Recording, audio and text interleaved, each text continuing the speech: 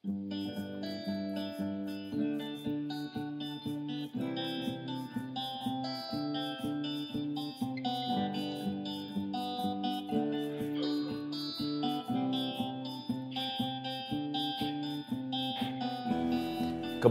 saya ketika berkarya seni rupa, berkarya rupa gitu, itu selalu kebawa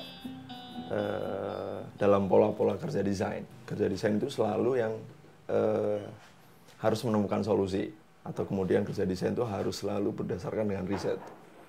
Jadi ketika berkarya rupa di wilayah yang lain gitu, melukis atau bikin karya dengan medium-medium yang tidak awam seperti halnya di desain gitu, saya akhirnya kebawa untuk selalu melakukan riset dulu, mempelajari permasalahan, terus kemudian mencari data atas itu, terus kemudian membawanya ke premis-premis solusi. Ada juga beberapa figur, dia adalah desainer dan juga adalah perubah. Nah itu biasanya kemudian saya melihat mereka sebagai referensi, yang salah satunya yang cukup terkenal di dunia, Andy Warhol. Sebelum kita kenal sebagai seorang perupaya, dia adalah desainer di sebuah majalah.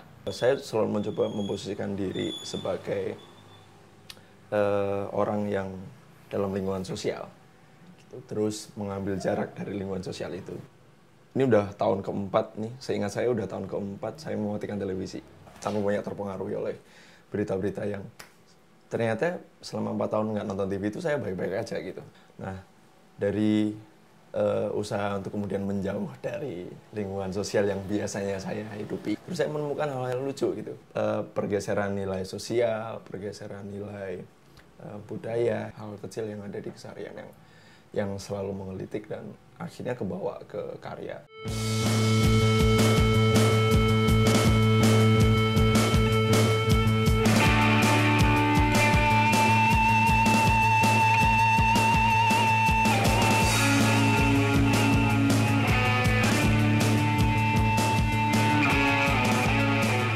Kejadian sampai kemudian ketika sekarang berkarya itu, apa yang saya lakukan di musik itu mempengaruhi karya seni rupanya gitu.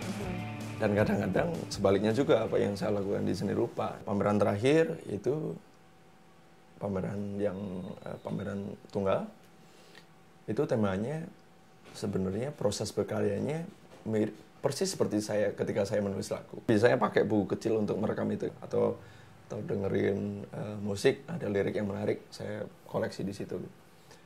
Nah biasanya ketika membuat lagu, rekaman-rekaman teks ini kemudian menjadi lirik, saya olah lagi. Nah di pameran yang terakhir itu saya mengolah rekaman teks itu menjadi karya rupa. Awalnya itu saya mengalami proses berkarya rupa yang saya pikir menyusahkan. Ternyata ketika kemudian saya berproses lagi, kok mungkin saya yang salah ya ketika misalnya berkarya gitu. Ternyata di model-model saya berkarya sebelumnya, saya kurang menikmati berkarya gitu. Di pameran yang kemarin itu kemudian saya hanya menghadapi media, terus dengan alat yang saya punya, anything yang saya bisa dapati di sekitaran gitu. Saya rasanya tumpah aja ketika berkarya itu, ya enak gitu, yang rasanya membahagiakan gitu.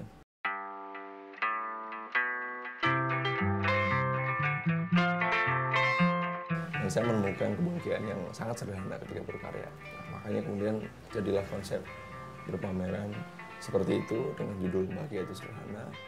Tidak ada tekanan apapun itu membahagiakan saya.